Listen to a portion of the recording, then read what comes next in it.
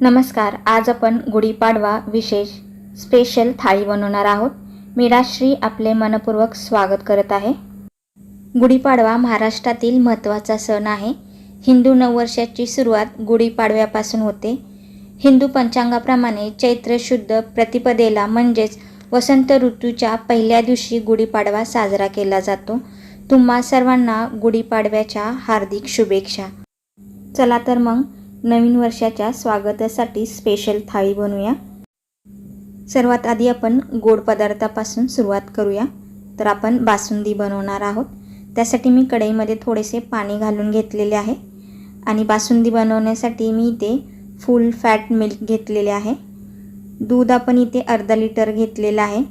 तर हे दूध आपल्याला छान असं उकळून घ्यायचं आहे. तर सुरुवातीला आपण थोडंसं मध्यम ते मंद आचेवरती हे दूध उकळून घेणार आहोत. याला 2-3 अशा उकळ आणून घ्यायच्या आहेत. दुधाला आता छान अशी उकळ आलेली आहे. आता गॅसची फ्लेम इथे आपण मंद ठेवणार आहोत आणि मंद आचेवरती आपल्याला हे दूध सतत हलवत आटवून घ्यायचं आहे. ज्याप्रमाणे बासुंदीला दूध लागतं त्याचप्रमाणे आपल्याला इथे दूध आटवून घ्यायचं आहे. सतत हलवत आपल्याला हे दूध आटवायचं आहे आणि बाजूला आलेली मलाई आपल्याला दुधामध्ये मिक्स करून घ्यायचे आहे. तर सतत हलवत आता आपण हे दूध आटवून घेऊयात. दूध आटून अर्ध होत नाही तोपर्यंत आपल्याला दूध सतत हलवत आटवून घ्यायचं आहे. आता बासुंदीला छान रंग येण्यासाठी मी याच्यामध्ये केशर घालून घेणार आहे. यामुळे आपल्या बासुंदीला छान असा रंग येतो. तुम्हाला हवं असेल तर केशर तुम्ही पाण्यामध्ये भिजवून तेही घालू शकता. मी डायरेक्ट घालणार आहे. यामुळेही आपल्या बासुंदीला छान असा रंग येतो. आता पुन्हा आपल्याला सतत हलवत बासुंदी आटवून घ्यायची आहे. तर जोपर्यंत बासुंदी आटवून अर्धी होत नाही तोपर्यंत आपल्याला ही आटवून घ्यायची आहे. तुमच्याकडे केशर नसेल तर तुम्ही याच्यामध्ये चिमूटभर हळदी घालू शकता. यामुळे ही बासुंदीला छान असा रंग येतो. चिमूटभर हळद घातल्यामुळे बासुंदी अजिबात कडवट होत नाही आणि बासुंदीला रंगही छान येतो. दूध आटून अर्ध झालेलं आहे. आता आपण याच्यामध्ये साखर घालून घेऊया. मी इथे मोठे 4 चमचे साखर घेतलेली आहे. ती घालून घ्यायची आहे. गोडाचं प्रमाण इथे तुम्ही तुमच्या आवडीनुसार कमी जास्त करू शकता. मी ते काजू बदाम पिस्ता याची बारीक अशी पावडर करून घेतलेली आहे. 2 चमचे पावडर आपण याच्यामध्ये घालून घेतलेले आहे. यामुळे बासुंदीला दाटसरपणा येतो आणि चवही छान लागते. 1 चमचा वेलची पावडर घातलेली आहे. आता याला छान अशी उकळ आणून घ्यायची आहे आणि बासुंदी आपल्याला सतत हलवून घ्यायची आहे. बऱ्यापैकी दूध आटलेलं आहे. बासुंदीला जी कन्सिस्टन्सी हवी असते तशी कन्सिस्टन्सी आपल्याला मिळालेली आहे. यापेक्षा जास्त जर दूध आटवलं तर याची रबडी तयार होईल. तर यासाठी आपल्याला इथे आता गॅस बंद करायचा आहे. बासुंदी आता आपण थंड करून घेणार आहोत आणि थंड झाल्यानंतर बासुंदी आपल्याला फ्रीजमध्ये ठेवून घ्यायची आहे. बासुंदी थंड होईपर्यंत आपण आता दुसरे पदार्थ तयार करून घेऊयात. तर सर्वात आधी आपण मटर पनीर बनवणार आहोत. तर त्यासाठी मी इथे पॅनमध्ये तेल घालून घेतलेलं आहे. तेल छान गरम झालेलं आहे. आता आपण ते पॅनमध्ये पसरून घेऊयात आणि मी इथे 200 ग्राम पनीर घेतलेलं आहे. ते या पद्धतीने मी बारीक कट करून घेतलेलं आहे. तर आता आपण हे पनीर तेलामध्ये घालून फ्राय करून घेणार आहोत. तुम्ही असंही पनीर भाजीमध्ये घालू शकता, पण या पद्धतीने जर तुम्ही पनीर भाजून भाजी तयार केली तर अतिशय चविष्ट अशी आपली भाजी तयार होते. अगदी साधी सोपी आणि झटपट तयार होणारी थाळी आज आपण तयार करणार आहोत. तर पनीर आपल्याला व्यवस्थित असं हलवून घ्यायचं आहे आणि दोन्ही बाजूने आपल्याला पनीर व्यवस्थित असं फ्राय करून घ्यायचं आहे. एका बाजूने पनीर फ्राय झाल्यानंतर दुसऱ्या बाजूनेही ते व्यवस्थित असं फ्राय करून घ्यायचं आहे. पनीर दोन्ही बाजूनी छान असं आपण फ्राय करून घेतलेला आहे. त्याला रंगही छान आलेला आहे. पहा किती सुंदर असा रंग आलेला आहे. आता पनीर भाजून तयार आहे. त्यासाठी लागणारं वाटण तयार करून घेऊया. तर वाटण तयार करण्यासाठी मी इथे 2 मोठ्या आकाराचे कांदे उभे कापून घेतलेले आहेत. ते घालून घेऊयात. 1 मोठ्या आकाराचा टोमॅटो मी या पद्धतीने बारीक करून घेतलेला आहे. तो घालून घ्यायचा आहे. 4 ते 5 लसूण पाकळ्या आणि अर्धा इंच आलं घालून घ्यायचं आहे. 2 मिरच्या घालून घ्यायच्या आहेत आणि खूप सारी कोथिंबीर घालून आपण याचं पाणी न घालता वाटण तयार करून घेणार आहोत. चला तर याचं आता वाटण तयार करून घेऊयात. वाटण आपलं तयार आहे. तुम्ही पाहू शकता किती स्मूथ असं आपण याचं वाटण तयार करून घेतलेलं आहे. चला तर आता भाजी बनवायला घेऊयात. त्यासाठी मी पॅन पुन्हा गरम केलेला आहे. पॅनमध्ये आपल्याला थोडंसं तेल घालून घ्यायचं आहे. तेल छान असं गरम झालं की आपल्याला याच्यामध्ये अर्धा चमचा जिरे, अर्धा चमचा मोहरी आणि चिमूटभर आपल्याला याच्यामध्ये हिंग घालून घ्यायचं आहे. आणि हे मसाले आपल्याला व्यवस्थित असे मिनिटभर परतून घ्यायचे आहेत. मसाले छान परतले की आपण याच्यामध्ये तयार केलेलं वाटण घालून घ्यायचं आहे. कांदा टोमॅटो आपण इथे कच्चाच वापरलेला आहे, त्यामुळे आपल्याला हे वाटण व्यवस्थित असं भाजून घ्यायचं आहे. याच्यातील कच्चेपणा दूर होईपर्यंत आपल्याला हे वाटण व्यवस्थित भाजून घ्यायचं आहे. 3 ते 4 मिनटं आपण वाटण छान असं भाजून घेतलेलं आहे. आता आपण याच्यामध्ये दुसरे मसाले घालून घेऊयात. तर मी इथे पाव चमचा हळद घालून घेणार आहे. 1 चमचा इथे मी कांदा लसूण मसाला घालून घेणार आहे. आणि अर्धा चमचा मी इथे लाल तिखट घालणार आहे. अर्धा चमचा जिरे पूड घालायचे आहे. अर्धा चमचा धने पूड घालायचे आहे. आणि हे मसाले व्यवस्थित असे आपल्याला पुन्हा परतून घ्यायचे आहेत. मसाल्यांना छान तेल सुटेपर्यंत आपल्याला हे मसाले भाजून घ्यायचे आहेत. तर आपले सर्व मसाले व्यवस्थित असे भाजून तयार आहेत. आता आपण याच्यामध्ये वाटाणे घालून घेऊयात. तर मी एक छोटी वाटी वाटाणे याच्यामध्ये घालून घेणार आहे. वाटाणे ही मसाल्यामध्ये व्यवस्थित असे आपल्याला परतून घ्यायचे आहेत. ही भाजी पटकन अशी तयार होते, परंतु वाटाणे व्यवस्थित शिजावे यासाठी आपण हे व्यवस्थित मसाल्यांमध्ये परतून घेऊन याच्यावरती झाकण ठेवून 2 ते 3 मिनटं आपण याला वाफ देऊन घेणार आहोत. तर 2 ते 3 मिनटं झालेले आहेत. आता आपण झाकण काढून पुन्हा एकदा हे व्यवस्थित असं मिक्स करून घ्यायचं आहे. फ्राय केलेलं पनीर आता आपल्याला याच्यामध्ये घालून घ्यायचं आहे. आणि मसाल्यांमध्ये पनीर व्यवस्थित असं आपल्याला मिक्स करून घ्यायचं आहे. ही भाजी शिजायला अजिबात वेळ लागत नाही, त्यामुळे आपण मसाले छान असे मिक्स करून घ्यायचे आहेत. आणि आता आपण याच्यामध्ये गरजेनुसार पाणी घालून घेणार आहोत. तर आवश्यकतेनुसार आपण याच्यामध्ये पाणी घालणार आहोत. मिक्सरच्या भांड्यामध्ये थोडासा मसाला होता, त्याच्यामध्ये मी थोडंसं पाणी घालून ते पाणी मी याच्यामध्ये घालून घेतलेलं आहे. आणि गरजेनुसार अजून थोडंसं पाणी मी याच्यामध्ये घातलेलं आहे. आता हे सर्व व्यवस्थित असं आपल्याला मिक्स करून घ्यायचं आहे. आता आपण याच्यामध्ये चवीनुसार थोडंसं मीठ घालायचं आहे. आणि आपण याच्यामध्ये थोडीशी साखर घालणार आहोत. यामुळे ही भाजी छान अशी लागते. त्याला एक उकळ आणून घ्यायची आहे. आणि उकळ आल्यानंतर आपल्याला याच्यावरती झाकण ठेवून 3 ते 4 मिनटं आपल्याला ही भाजी छान अशी शिजवून घ्यायची आहे. तर चला तर आपण भाजी शिजवून घेऊयात. 4 मिनटं मंद आचेवरती आपण ही भाजी झाकण ठेवून शिजवून घेतलेली आहे. तुम्ही पाहू शकता किती छान अशी आपली भाजी तयार झालेली आहे. चविष्ट मटर पनीरची भाजी आपली बनवून तयार आहे. तर ही भाजी आपल्याला व्यवस्थित अशी मिक्स करून घ्यायची आहे. भाजी तयार झालेली आहे. आता सर्वात शेवटी आपल्याला थोडीशी कसुरी मेथी घालायची आहे आणि थोडीशी कोथिंबीर घालायची आहे. रेस्टॉरंट स्टाईल आपली मटर पनीरची भाजी बनवून तयार आहे. कसुरी मेथी आणि कोथिंबीर छान अशी मिक्स करून घेऊयात. तुम्ही याच्यामध्ये क्रीमही घालू शकता. क्रीम घातल्यामुळे मटर पनीरची भाजी स्वादिष्ट अशी तयार होते. चला तर आपली भाजी तयार झालेली आहे. तर आता आपण दुसरी भाजी तयार करायला घेणार आहोत. दुसरी आपण मिक्स कडधान्याची भाजी बनवणार आहोत. त्यासाठी मी हे मिक्स कडधान्य 6 ते 7 तास पाण्यात भिजवून घेतलेले आहेत. आता आपल्याला याच्यामध्ये पाणी घालून कुकरला 3 ते 4 शिट्ट्या करून आपल्याला हे कडधान्य शिजवून घ्यायचं आहे. चला तर आपण ते शिजवून घेऊया. इथे कढई मी गरम करायला ठेवलेली आहे. त्याच्यामध्ये गरजेनुसार तेल घालून घ्यायचं आहे. तेल गरम झालं की अर्धा चमचा जिरे, अर्धा चमचा मोहरी, पाव चमचा हिंग घालायचा आहे. आणि मी इथे एक मोठा आकाराचा कांदा बारीक चिरून घेतलेला आहे, तोही आपण याच्यामध्ये घालून घेऊयात. आणि आता आपण याच्यामध्ये कढीपत्ता घालून घेणार आहोत. तर अगदी कमी मसाल्यामध्ये आपण ही भाजी तयार करणार आहोत. तर कांदा आपल्याला लालसर होईपर्यंत छान असा परतून घ्यायचा आहे. कांदा मऊ झाल्यानंतर आता आपण याच्यामध्ये एक मोठ्या आकाराचा मी इथे टोमॅटो घेणार आहे आणि तोही याच्यामध्ये घालून घेणार आहे. तर कांदा आपला छान असा भाजलेला आहे. तर आता आपण याच्यामध्ये टोमॅटो घालून घेऊयात. टोमॅटो आपल्याला सॉफ्ट होईपर्यंत मध्यम ते मंद आचेवरती 2 ते 3 मिनिट आपल्याला तो भाजून घ्यायचा आहे. टोमॅटो आपला आता व्यवस्थित असा भाजलेला आहे. तर आपण याच्यामध्ये दुसरे मसाले घालून घेऊयात. पाव चमचा हळद घालायची आहे.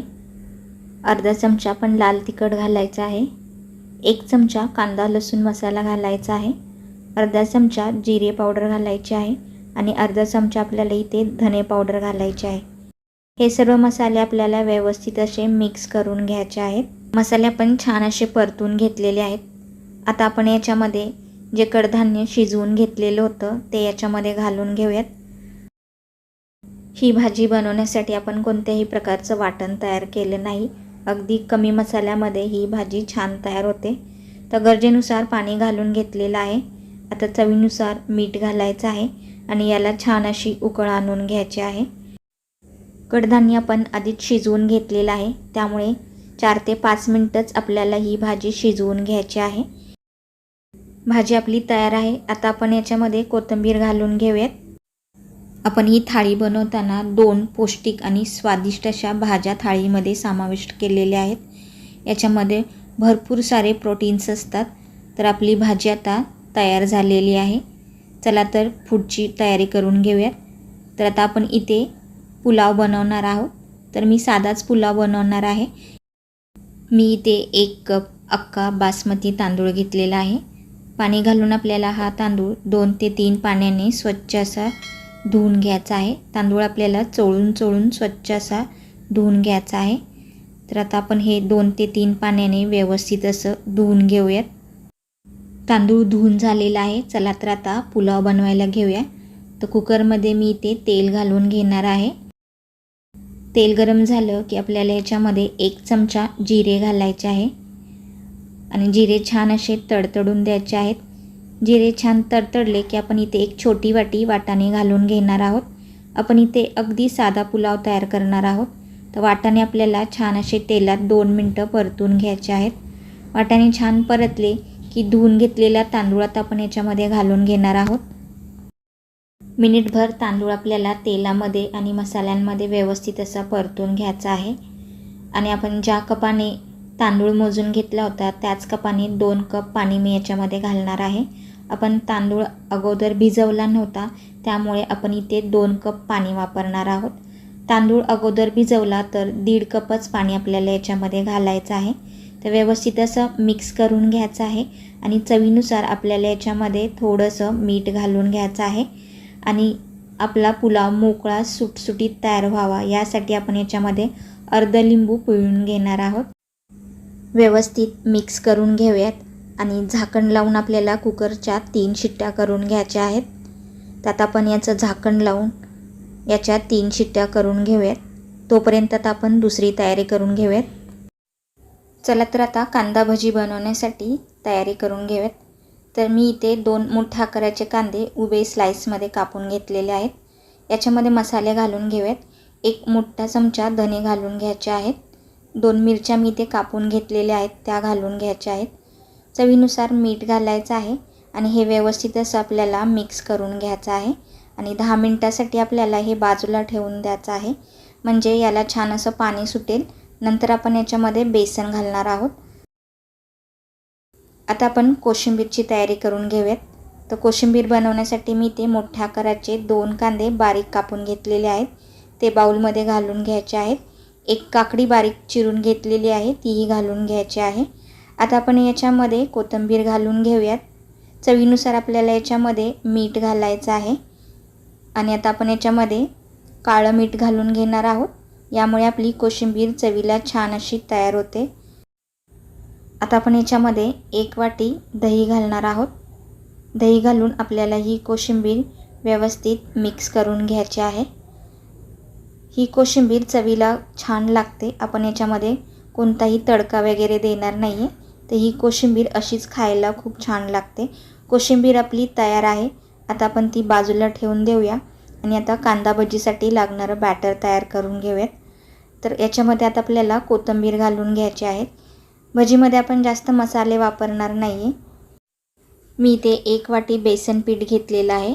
सर्व बेसन पीठ आपल्याला कांद्यामध्ये घालून घ्यायचं आहे आणि कांद्याला जेवढं पाणी सुटलेलं आहे त्याच्यामध्ये आपल्याला हे पीठ भिजवून घ्यायचं आहे. गरज असेल तर थोडंसं पाण्याचा शिंतोडा देऊन पीठ आपल्याला भिजवून घ्यायचं आहे. कांदा भजीचं मिश्रण आपलं तयार झालेलं आहे, बाजूला ठेवून देऊयात. पुलाव ही इकडे आपला तयार झालेला आहे. मिक्स करून घेऊयात. कुकर थंड करून आपण खोलून घेतलेला आहे. पुलाव व्यवस्थित मिक्स केल्यानंतर आपल्याला याच्यामध्ये थोडीशी कोथिंबीर घालायची आहे आणि तीही पुलावमध्ये व्यवस्थित अशी मिक्स करून घ्यायची आहे. हा पुलाव साधाच आहे पण चवीला छान लागतो. तर तुम्ही एकदा या पद्धतीने पुलाव तयार करून पहा. पुलाव तयार झालेला आहे.